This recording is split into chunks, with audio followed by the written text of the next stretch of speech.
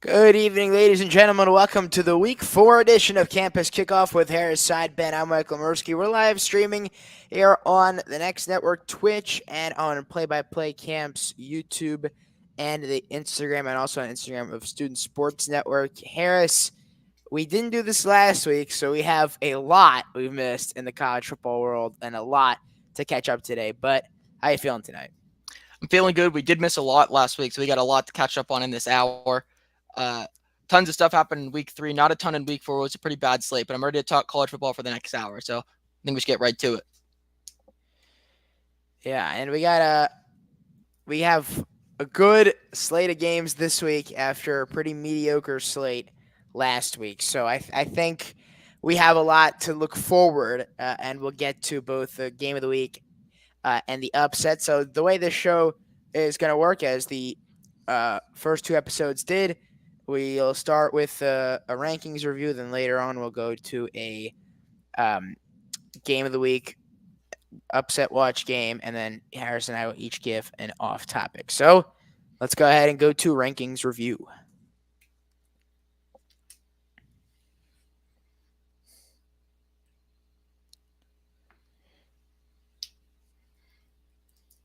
All right. So here is the AP 20 top 25 for this week, and a lot has changed since we went over it 2 weeks ago, because 2 weeks ago, not only was Notre Dame, towards the top, Northern Illinois was definitely not in there. You got two more Big Ten teams in there with Nebraska and Illinois. A&M has found its way back in. Louisville has made the jump from unranked 2 weeks ago up to 19 this week.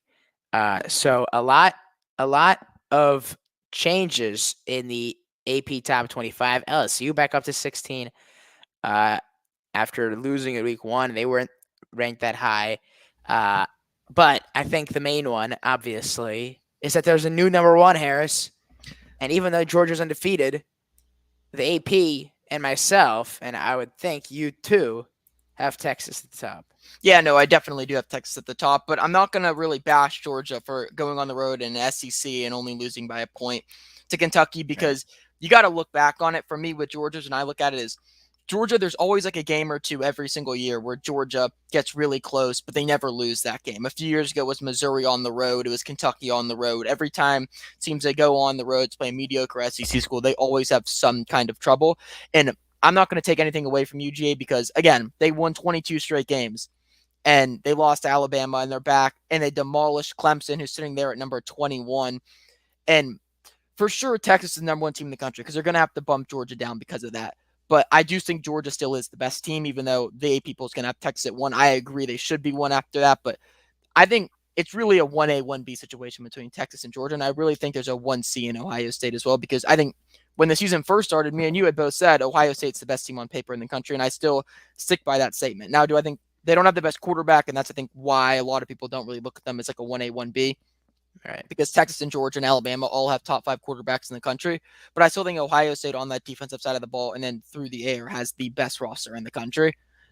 And then, yeah, I mean, for Notre Dame's sake, Notre Dame's at 17 and Northern Illinois is at 23. When I went through this earlier and sent my rankings to Zeke, I had them 17 and 18, but I had Northern Illinois at 17. Just because the fact, like, I feel like if you win, you beat Notre Dame, you deserve to be ranked higher than Notre Dame. Just because Notre Dame was 5 before and Northern Illinois was unranked doesn't mean the fact that Notre Dame shouldn't be below Northern Illinois. They lost, and they didn't only just lose. They were losing the entire game. So to me, it should be like a 17-18, like Northern Illinois, because it's hard for Northern Illinois, like a group of 5, to jump like that, jump those kind of teams in front of them. But like at some point, you got to look at it and realize that Notre Dame did lose to them.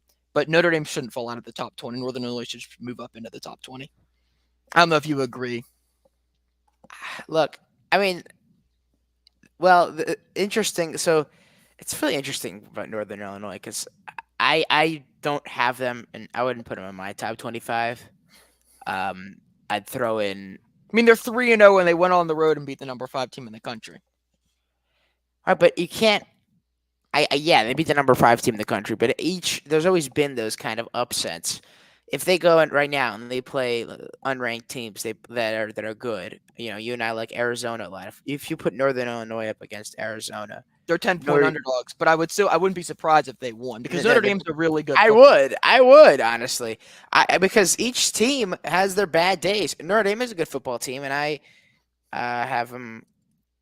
I actually agree with the AP. I think 17 is not a bad spot for them because I still think that they can be good.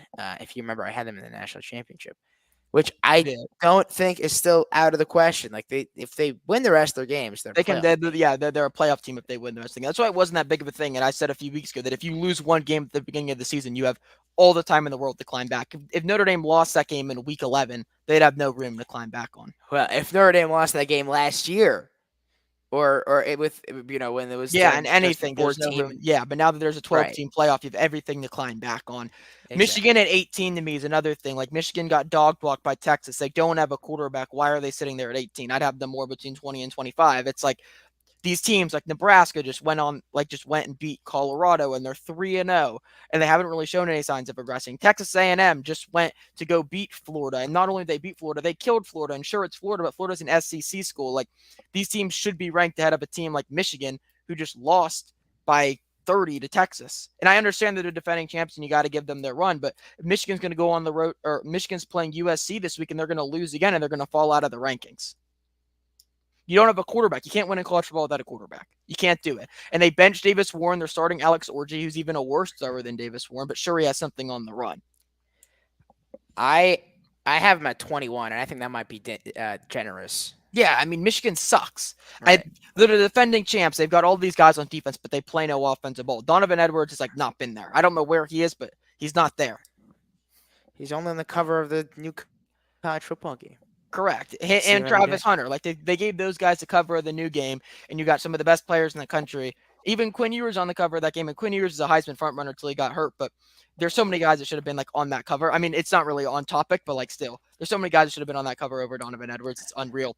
But what's crazy to me about this rankings is 6 of the 7. Can you tell me what 6 of the 7 in the top 7 are? SEC schools. Because what does it mean? More. It means more, correct. The SEC has 6 out of the top 7 teams. That's crazy to me. And it's because they're the best conference in the country, and it's not even close. Yeah. So Will says Nebraska scares me more than Michigan as an Ohio State fan. For sure. Would it be crazy to put Nebraska above Michigan No, not at all, because Nebraska has an air raid offense. Michigan doesn't. Michigan can't go on the road and score 30 points. They don't have 30-point scores on their team.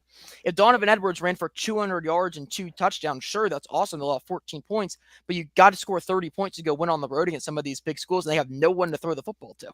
And they don't have a thrower. They have no one throwing the football. The reason I bring that up, not just because Will said, I do. I would put Nebraska at 20 and Michigan at 19. Nebraska and Michigan at 22. Sorry, I can't talk. Nebraska at 19, Michigan at 21. Sorry, I have them. Yeah, I have this written down, but I forgot to send it in, so it's my fault. It's not on the screen for y'all right now.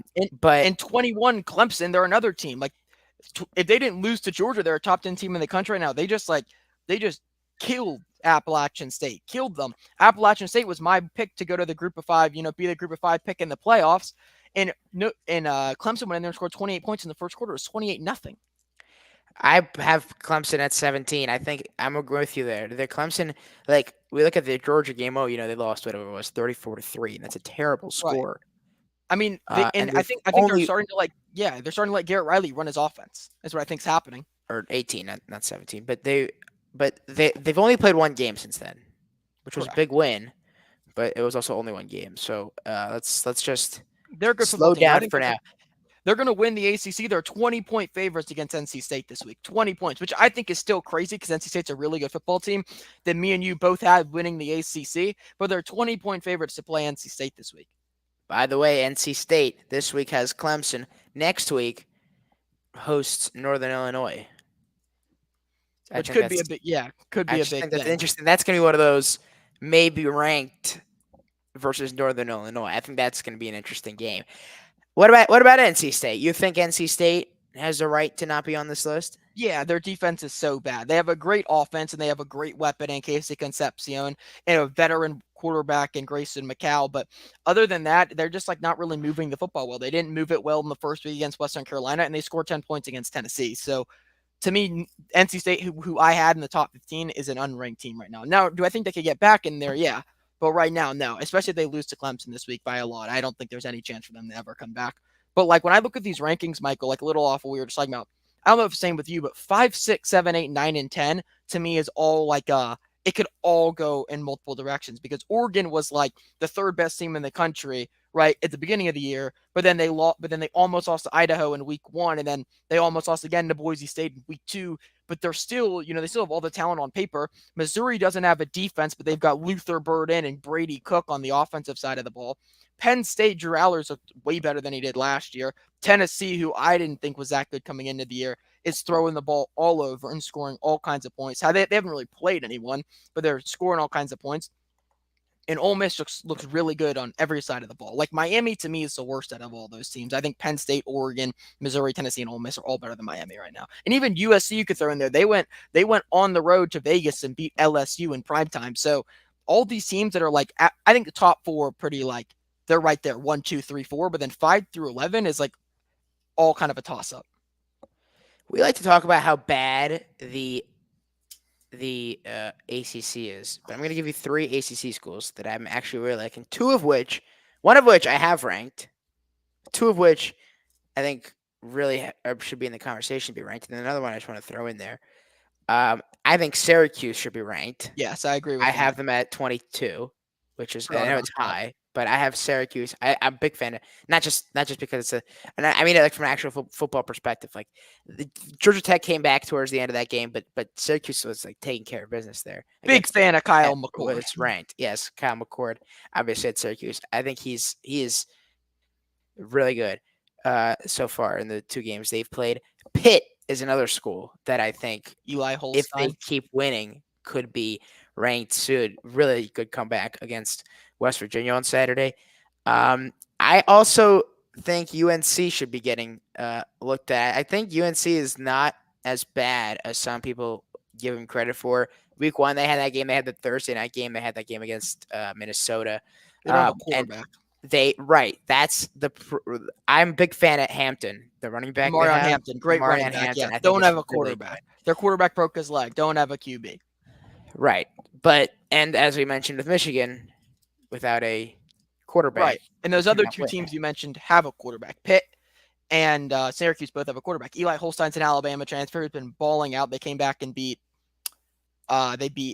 Cincinnati. They came back and beat them the other week. They were down a ton, and they came back and won.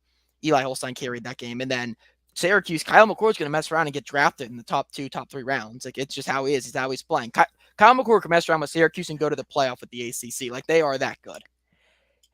Had Max Johnson not gotten hurt, UNC could be ranked. Another team, Georgia Tech. I think UNC. Well, first of all, I think they beat Minnesota probably a little more than they would have, and I would also say that they would be like good. They'd be considered really good. Georgia Tech, the ACC is not bad at all this year. Like, not bad at all. They got a lot. They got a ton of Boston College as well. Thomas Castellanos. They have all these like solid. The ACC has like 6 or 7 like top 30 quarterbacks in the country. Thomas Castellanos, Kyle McCord, Cade Klubnik. Like, there's all these guys in this conference that are really good that are playing quarterback. Like, some conferences don't have this. Like, the Big Ten is a real. I mean, other than like freaking Oregon, I mean, the quarterbacks in the Big Ten are subpar, or at least the big teams. Like, the Big Ten teams that have been there, Ohio State, Michigan, they don't have quarterbacks. USC has Miller Moss. They have a quarterback. But a lot of these teams in the Big Ten don't have a quarterback. Yeah. No, they don't. But we were kind of, with the talking about the ACC, we were not on there. Oh, we were talking about how bad Florida State was and all that, but now that we're supposed to, how many SEC teams make playoffs? Well, I'll tell you right now. Well, preseason I have it up somewhere. I think I had 6 or 7 already in the preseason, and I thought we're going to go to the playoff, but Tennessee wasn't one of them. I don't know how many I had, but 2, 3. I had 3 in the preseason, but now I agree with Harris. Well, I think this week's going to prove a lot. Well, we'll get to Tennessee in a minute, but I think Georgia's making it, Bama's making it. I also really like Ole Miss, Harris. I think Ole Miss really good. I think Jackson Dart, call me crazy, Jackson Dart's the best quarterback in the draft this year. Better than No, Carson no, Beck, no, better than no, no, Shador no. Sanders, better than maybe not maybe Cam Ward. There's something about Carson Beck and Shador Sanders. Well, Shador Sanders, it's for me it's a character thing with Shador Sanders. I don't think Carson Beck is a good quarterback really that much either. I would rather have Cam Ward and Jackson Dart on my team than Carson Beck. No, the best quarterback in the country is Jalen Milroe. Okay, maybe. I think Ewers is also very good. I think Ewers is Yours also is better very than. good, but the I injury think stuff maybe definitely maybe screws him Ewers up. also. Maybe Ewers I would put. Maybe Ewers might be over Dart, but I would not draft Shador Sanders I or wouldn't either. Carson I would Beck. draft Carson Beck though. I'm not a I UGA don't think fan, and something about Carson. I don't know when you watch I him hate play. UGA, and I hate UGA, and I didn't think Carson Beck was that good, but I got to give him his props. Carson Beck is a really good quarterback. He is that guy. Carson Beck is good, and for me, my question: how many of these teams are going to make the playoff? 6. I think Texas is in there, I think Georgia's in it's there, Alabama's in there, Ole Miss is in there, Tennessee could be in there, and Missouri. I think all 6 of those teams are going to end up going to the playoff. Or no, maybe not 6. 5, 5, 5, 6, 6, 6 is a stretch because you'd have to have half. 5. I'd say 5 make the playoff. Because I think Miami's going to drop a game or two. Oregon might drop a game or two. Penn State, I don't know if they're going to drop I'd say one or two. 4. I'll say 4 4. for sure. Definitely 5 is a possibility. 6 is a stretch. Yeah, 6 would be who'd be the 6th? LSU, LSU could get in there. Like they could win out and get in there. LSU plays Alabama at home. Oklahoma. They're favored. Yeah, I like Jackson Arnold a lot, but he just hasn't really played that well. I don't know. The SEC is stacked from top to bottom. The top 10 in the it's SEC are all like top 40 teams in the country. It's crazy. Yeah. You want to move on? I mean, we could. I could talk about this all day, but right. Well, let's see. Anybody else who want to talk about Iowa State? I think is here? a little high. They beat Iowa, but like not by much. Like Louisville's a little high. Like there's so many teams. Like Texas A&M should be higher than these schools. Yeah, and that's what I have. A&M. But LSU, another talking about LSU, they almost lost last week. Like they almost lost. Garrett Nussmeier like carried him at the end there, and he's not that good either. So, where did you say you had Arizona? Where in the preseason or right now? Right now, 25. Well, you think so? You don't think it should be higher either? No, they got killed 31-7. They scored one touchdown in the first quarter and they didn't score again. Okay. They got 2 guys and they don't have much else. They lost a lot of their team. Their coach left. I mean, they still have their top 2 players, but other than that, it doesn't seem like much is rolling over there. Oh, we didn't even talk about the best quarterback in the country, DJU out in Florida State. Dealing L. The Florida State's extremely disappointing. I gotta say, when I picked NC State to win, that was with the thought that Florida State would disappoint some people by finishing like a game or two outside, like a game maybe outside of the top spot in the ACC. I had NC State, Miami. This is not at all what I expected. You called me crazy 2 weeks ago when I said they might not win 6 games. They might not win 4 games. Yeah, you're not crazy at all. Both Florida and Florida State might not even make a bowl game. Like, can you? I can't believe. Florida State is awful, but at the same time, I said this like the other week. It's the transfers they brought in were these like highly touted transfers, but none of them played well. They got all these guys from Alabama that weren't good at Alabama. I watched them play last year; they weren't. I didn't think Roydale Williams was that bad. He sucked. He was the backup. He was the backup running back. So at the same time, it's like all these people across the country might have thought, oh, they got an Alabama running back. But me, an Alabama fan, I watched this guy play for 12 games and he wasn't good. He was a third down running back to Jason McClellan. And even there, Jam Miller played over him a lot. He's slow. Is that who's starting this year? Jam Miller? Jam Miller and Justice Haynes. It's like a 1-2. Haynes. McClellan's out in Atlanta, I think. Yeah, he's in Atlanta. It's like a 5th round pick. Yeah. I don't know how he got drafted either. Neither one of them were that good. But still, Roydale Williams was horrible. Bama or Ohio State? Alabama. Alabama and Georgia play next week, which should be very fun. Hopefully, I'll get to go to that. Hopefully, Michael Mercer will be able to attend with me in attendance at that one. Yes, hopefully. Anyway, all right, let's move on because we've gone through like a lot of these teams, and we'll do some more coming up. Let's go to the game of the week.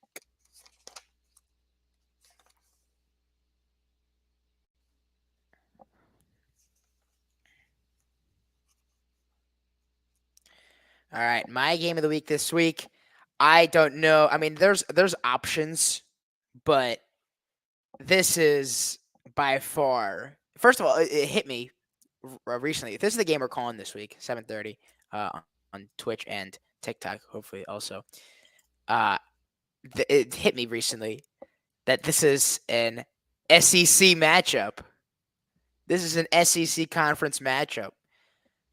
Like we're talking about Tennessee, Oklahoma, and if this game was in Tennessee, maybe this wouldn't be my game of the week. I think Tennessee could take care of Oklahoma, but it's not. It's a night game in Norman. It's a night game in against a team that wants to prove to people that not only that they're good. I think they're better than Oklahoma State, which I know Oklahoma fans will I do too. probably I think that too. care Yeah. about that. Yeah. But I think this should be very fun because I saw some videos about like the atmosphere in Norman against Tulane last week, and it looked like it was like full. It was like they were loving it. Can you imagine what it's going to be on Saturday night against Tennessee in Norman, Oklahoma, Harris?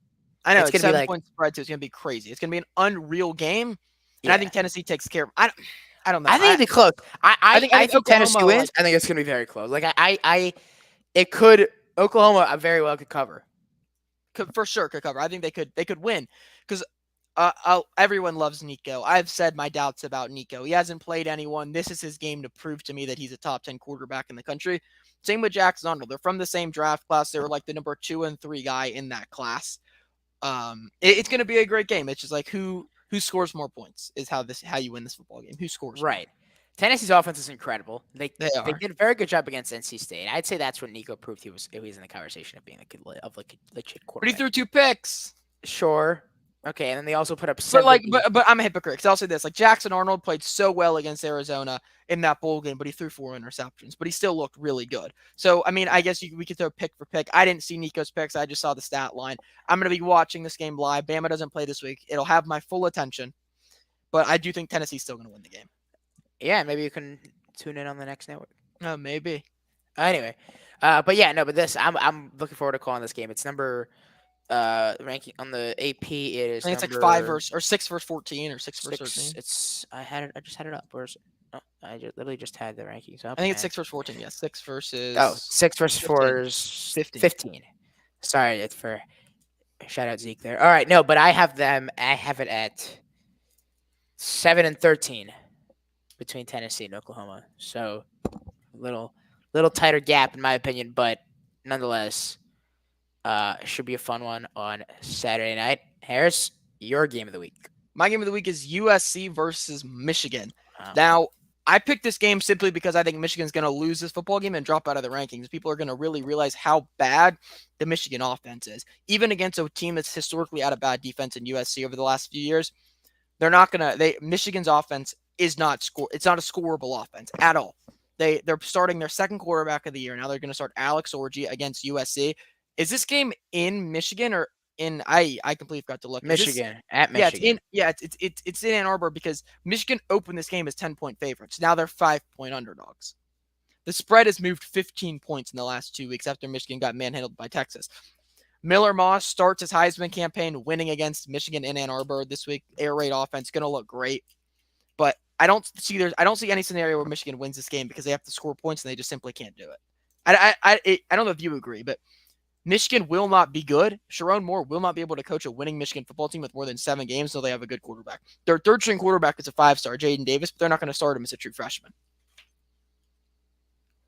Yeah, I thought you were going to go Oklahoma State, Utah. I think that's going to be also a fun game this week. I think Utah handles that game, though. Actually, Cam Rising's injured, I think. I don't know now that I think about it. I don't think that's the Allen Bowman Cam Rising combined age is Cam Rising playing? I don't think he's playing. I thought Cam Rising was playing because I keep seeing graphics all week. No, I've seen all Anthony the graphics. Richardson and Caleb Williams are combined, combined like 10 years younger than Cam Rising and Allen Bowman. But if Cam Rising that's not playing, then those graphics are very misleading.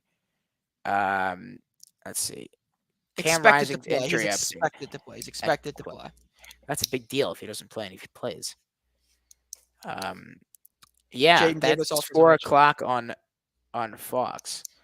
So that'll end probably when You and Josh at start your stream. Tennessee, But Oklahoma will start. again, Yeah, Michigan can't score points. They simply cannot do it. How many points they score against Texas? 3? Do they even have a touchdown? set 6. They scored 6, and it was 2 field goals. We Yeah. called that game. That was our last 2 games have not been close that we've called. I gotta say, since last week we chose Colorado State. It's not close at all. And it's not only on the quarterback side of the football. They just it's not. I mean, sure, to score points, you gotta throw the football well, but they haven't ran the ball well either. They haven't at all. They got a great tight end and a great running back, but they haven't really had anything to show. Yeah. Davis Warren threw I think he has 5 interceptions on the season. They had to pull him. But at that point, if you started Davis Warren over Alex Orji to start the year, why'd you do that? Which makes me think Alex Orji just sucks. Right. USC minus 5.5. That game's 3:30 on CBS. 11 USC at 18 Michigan. By the way, at that same time, UCLA is playing LSU. UCLA, by the way, really looked poor against Indiana. Yeah, no. Indiana's also a really good football Indiana killed them. Indiana, I think, also is a school we could be talking about, or should be talking about in top 25. Yeah, they're a good football team for sure. If Michigan loses to USC, which I think they will, and you think they will, then Indiana's better than Michigan. And Michigan falls to behind Michigan. Dare I say Maryland levels. And Michigan's not good. They're ranked 7 simply because they have to give them the credit they're the defending champs. But they don't have defending champs. Right. They don't have anyone coming back. Yeah. UCLA is the worst team in the Big Ten, in my opinion. There's bad teams in the Big Ten. There's not a lot of them. UCLA is definitely down there. Who is worse than UCLA? Rutgers is not worse than Northwestern. Might be Michigan State's pretty bad. Northwestern Purdue pretty bad. Purdue, yeah. Well, Michigan State beat Maryland. I can't believe Michigan State beat Maryland because I think Maryland actually has potential to make some. I'm going to the Maryland game, by the way, this weekend. It's Villanova, but it's whatever. There's a few bad teams in the Big Ten. Northwestern's atrocious. Northwestern has a really cool football stadium on the water, but they are a horrible football team. The pop-up stadium, whatever they got. It's cool. Anyway. It's right on the water, but yeah. No, I agree. Northwestern's probably the worst team in the Big Ten. UCLA really isn't that bad. They're bad, but yeah, they're not atrocious. All right. Yeah. What upset watch?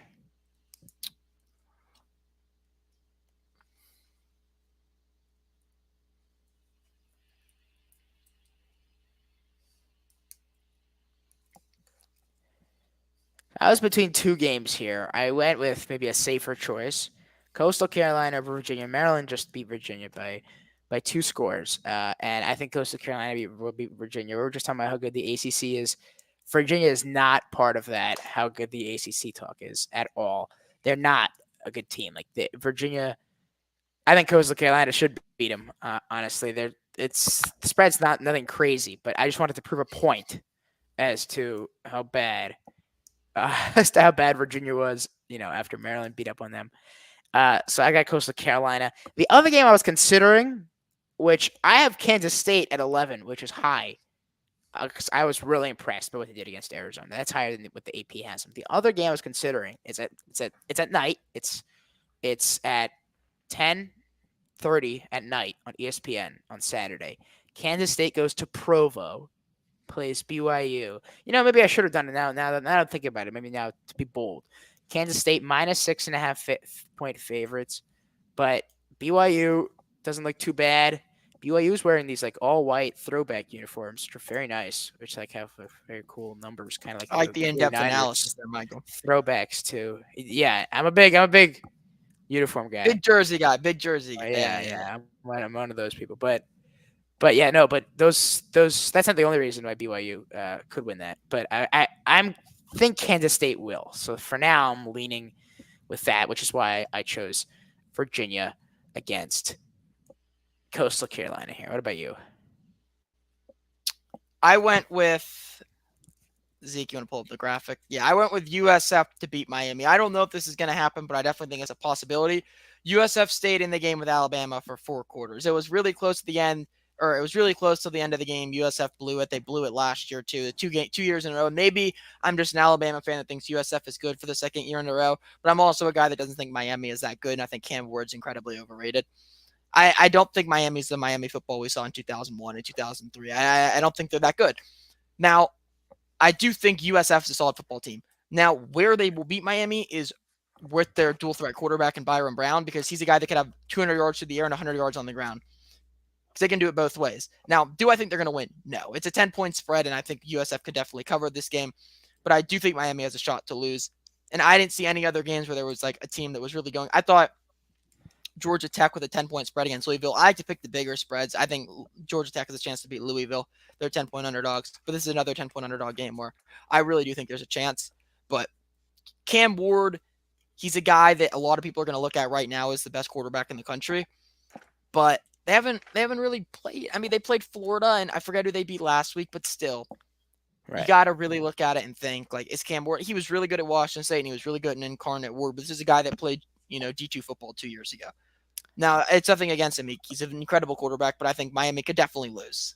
We'll see. I disagree. I think Miami's going to ride this hot hand and with Cam Ward. And I think Miami's legit. I want to see their schedule if they have any. I just looked up. I was, even though I was on ESPN and had like all this, I looked at Miami's schedule and I just got the Dolphins schedule. But they got Virginia Tech. They got Louisville in a couple weeks. FSU, Georgia Tech. Like they play besides for Louisville, they play pretty mediocre ACC teams until Syracuse at the end. So I think Miami is in line. I think they should be the team. I think the ACC is theirs to lose. I'll say it like that. I forgot they are in the ACC, and I think I said earlier that I forgot who I said Clemson was going to win the ACC. Miami could definitely win the ACC, but I do think Clemson. They don't play each other, unfortunately. They don't. No, but you could definitely see them in the ACC championship as 1 and 2. It'd be a great game. Would be a great game. Would absolutely be a great game. All right, we're ready to move on to. There you go. There's those uniforms. Yeah. So, in my upset, which by the way I realized was the Chanticleers against the Cavaliers, which I guess sounded better in my head. So I don't know why I just said that. Those are the cool BYU uniforms. The numbers are like the Niners throwbacks. They have like the black shadow. The Ravens kind of have their jersey numbers like that. The best part of this uniform, though, of course, is the blue face mask on the white helmet. I mean, come on. This is a really good helmet with the blue face masks. The shoulders are blue and black. My one knock on it, which if you follow like any uniform nerd on Twitter, they'll all say the same thing. These pants don't have any stripes, which makes them, not good. So it really, like, you just ruin the uniform. Like imagine these with like some blue stripes, with a black and blue stripe on the side. Michael is just fantasizing. You know what? I would have picked BYU if these pants would have had black and blue stripes on the side, but they don't. So whatever. Anyway, but yeah, that's BYU. That's gonna be one of those games where I just kind of maybe just have that on the side, and if I'm home, which I mean we'll see. If I'm home, that'll be on there. But that's a 10:30 night game. So that'll be fun. All right, ready to move on to off topic? Yeah, I got to think of one really quickly. I'm on the spot here. I completely forgot we had this as a segment, so I got to think for a second. I'll let you roll with it first. All right, off topic. I got to say, first of all, we have rolled through the show. We honestly could have spent like 20 more minutes on the rankings if you really wanted to. But we have just steamrolled through here. This is like the fastest we've gone yet. But my off topic comes from the game I called this past week, which was Colorado and Colorado State. I have my spotting chart from that game here. And the kicker. I'm trying to put the kicker. 38 years old. 23, Jordan Noyes. He's not quite 38, but he is 32. Well, 31 or 32. It depends where you look. I couldn't find his exact birthday, but this says 31. Online it said 31, but then I looked somewhere else and said 32. So I wanted to see, what the story is behind this 32-year-old college football kicker. First of all, you say, 32 years old. Why doesn't he have a family? He does. He has 3 kids. And he's kicking for Colorado State. He is from the UK originally. He's a transfer from Utah. He was family friends with the kicker now for the Colts, your Colts, Matt Gay. That's how he got into kicking. Funny enough, Matt Gay is older than Jordan Noyes. So I thought that was a very interesting topic. there's one player in college football older than Jordan Noyes, and I forget his name. That's a kicker for Virginia. And he's like Yeah. 35. Yeah. So, but still, I think that was an interesting. I took a look at that and I was like, that'd be interesting to share, because those kind of stories, like we like to laugh at. What was Cam McCormick? That's the tight end, right, from Miami. It was Yeah, like yeah, 7 yeah, yeah, years, yeah. 7 years of eligibility, whatever. But like, he's younger significantly. He's like 26, right? These guys are like Right. 32, 35 years old. So it's pretty crazy. I looked at, by the way, the oldest player to ever play in a college football game. And it happened like in 2011 or something. It really wasn't that long ago. 61 years old was the answer. Whoa. Yeah, it was like a PAT attempt. But I just thought that was interesting. So just throwing that out there. And there you go. That's my off topic. All right, my off topic, not really an off topic. I recently have just committed, I'm going to the University of Alabama. I'm going to Bama, as this sign says right here. And I want to talk about next weekend. Next weekend, we got a big matchup in Tuscaloosa. We got number 4 Alabama at home to play number 1 UGA. I'm going to be there. I'm hoping you're going to be there to join me at that game. Hopefully. We can go back and forth, talk about this game. There's so much to talk about with this game. I'll start it off. I've been an Alabama fan all 18 years of my life. I was born into it. I'm a legacy. I love Alabama. So I've started watching football. There's really only been one time that I can remember where Alabama lost to Georgia. Because every year, for those of you watching, I live in Metro Atlanta. I'm 45 minutes away from Athens. 90% of my friends are Georgia fans. Everyone loves Georgia. Georgia's finally back. They've won 2 national championships in the last 3 years, and everyone's riding the hot hand with the team. But me, I've always been the villain. I've been an Alabama fan who plays Georgia, let's say, every other year, or when they're good, every year, almost in the college football playoff or the SEC championship game. And only one time have I ever been wrong. There's been one game where I've been wrong, because I'm always going to take Alabama, and Georgia beat Alabama in the national championship in 2022. We all know what happened there. Georgia tore John Mechie's ACL, tore Jameson Williams' ACL in back-to-back games. Bryce Young had no one to throw the ball to in the second half. They lost 33-18. But I've been to 2 Alabama-Georgia games in the last 4 years. I went last time it was in Tuscaloosa in October of 2020. Bama won that game 41-24. And I went to the SEC championship game last year where Alabama won like 28-24 or 27-24. It was something close. But I've witnessed 2 games. Now maybe let's say I'm the savior. I'm the luck charm when Alabama plays Georgia. I'm 2-0 in attendance when Alabama plays Georgia. This week or next week, September 27th or whatever the day is the biggest college football game. September 28th. 28th. Biggest game of the season. Biggest game of the year. Jalen Milroe, the best quarterback in the country, is staying at home to play Carson Beck, a guy they killed in the last game. Also, the big thing with this is it's Kirby Smart's first time playing in Alabama, a non-Nick Saban program. Was Nick Saban Kirby Smart's kryptonite, or was it Alabama? Can he not beat his former team? What do you think, Michael? I think maybe it was Saban. It was like the mental. No, he beat him. He beat him. He beat him. Kalen DeBoer is as good of a coach as Nick Saban was at the end of his career. Wow. Well, I don't know, but okay. There's a 1A college football. The number 1 coach in college football by far is Kirby Smart. You go to the second, it's Kalen DeBoer. Nick, tell me a coach better than Kalen DeBoer in college football right now. Dabo Swinney fell off. Name me another one. Correct. You can't name one. Mike Locksley. No. Because Kalen DeBoer is the second best coach in college football.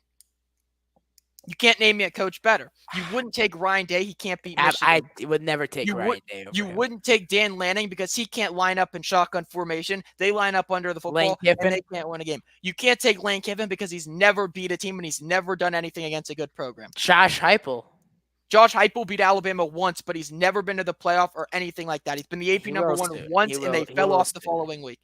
Who else can you think of? I gotta come back for everyone. Steve Sarkisian lost his job multiple times before he had a stable job at Texas. Is Kalen DeBoer seriously the second best? You can't name one because Kalen DeBoer is the second best. Somebody has to be better than Kalen. Jim Harbaugh is gone. Urban Meyer is gone. It's a new era of college football, and Kalen DeBoer is the second best coach in the country.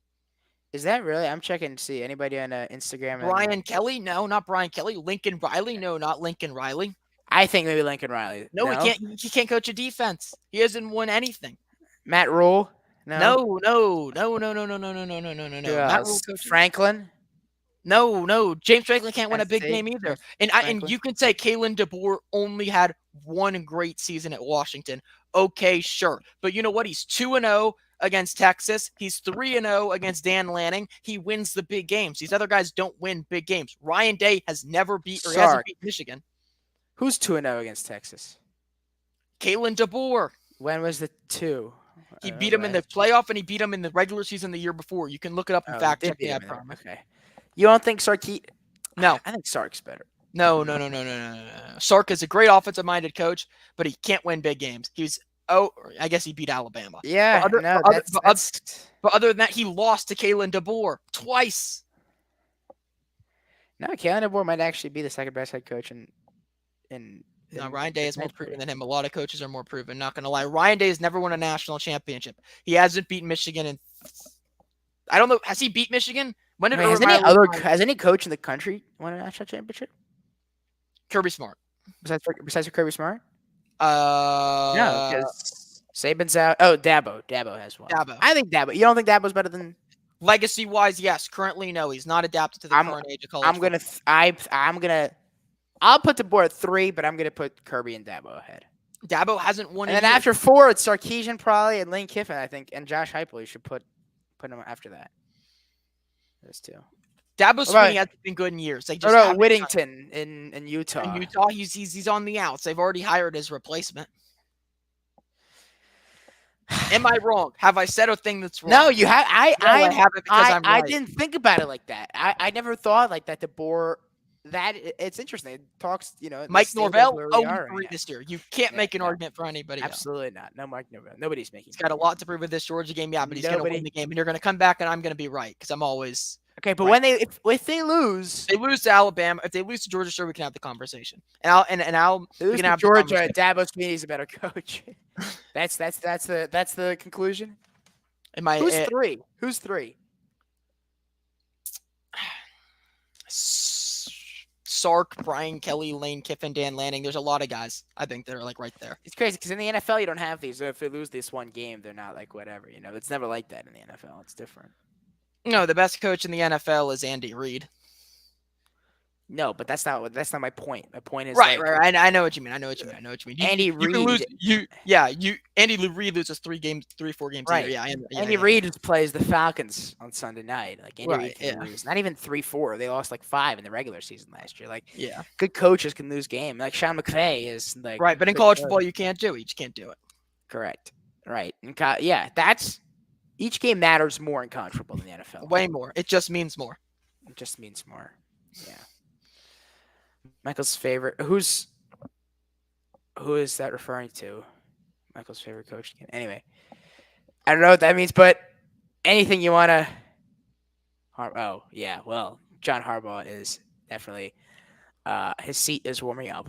I'll say that. Except they let go his replacement. So like if you people ask me who should replace John Harbaugh, I go first of all, John Harbaugh's still a head coach. Second of all, Mike Macdonald should have replaced John Harbaugh, but now Mike Macdonald's off dilly-dallying, winning 2 games in Seattle as their head coach. You know where Mike Macdonald went to high school?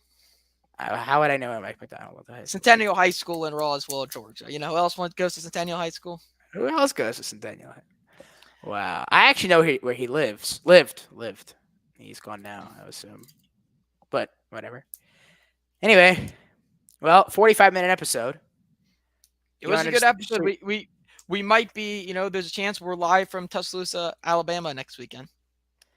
That'd be crazy if we can get a show done. I travel with my headset occasionally, so I'll be able to do that. But we'll see. Anyway, all right, I'll wrap things up. Appreciate you tuning in to week 4 of Campus Kickoff. Enjoy your week 4 of your this weekend. For Harris Sideband and producer Zeke, I'm Michael Mursky. Thank you for watching. Thank you for listening. Have a great rest of your night. Thank you for watching Play by Play and Soon Sports Network's Campus Kickoff, along with the Next Network.